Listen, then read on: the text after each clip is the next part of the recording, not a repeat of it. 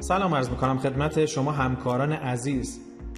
میخوایم توی این ویدیو آموزشی در مورد نحوه راه اندازی اولیه دوربین های تحت شبکه کورتکس صحبت کنیم. همونطور که میدونیم وقتی برای بار اول این دوربین ها رو وصل میکنیم به ما میگه که باید حتما اینشیالایز بشه، چون که همونطور که میبینیم الان وضعیتش آن اینشیالایز هست.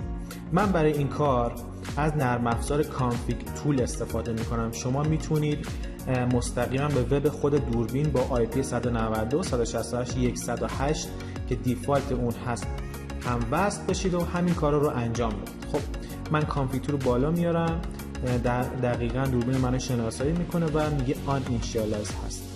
فعالش میکنم با تیک و روی اینشیالایز کلیک میکنم. روی اینشیالایز مجددا تو این قسمت کلیک میکنم و منتظر میمونم تا این صفحه بیاد و بتونم پسورد جدید و ایمیل آدرس رو وارد کنم. خب من یه دونه پسورد وارد میکنم برای این دوربین. دقت داشته باشید که پسورد ما بین 8 تا 32 کاراکتر، عدد، حرف و سیمبل خواهد بود.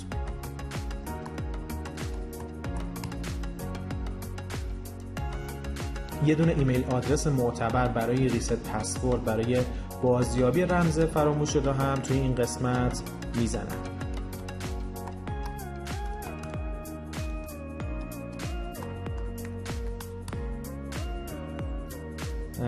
استاندارد سیستم تلویزیون رو هم روی پال میزنم و روی نکست کلیک میکنم.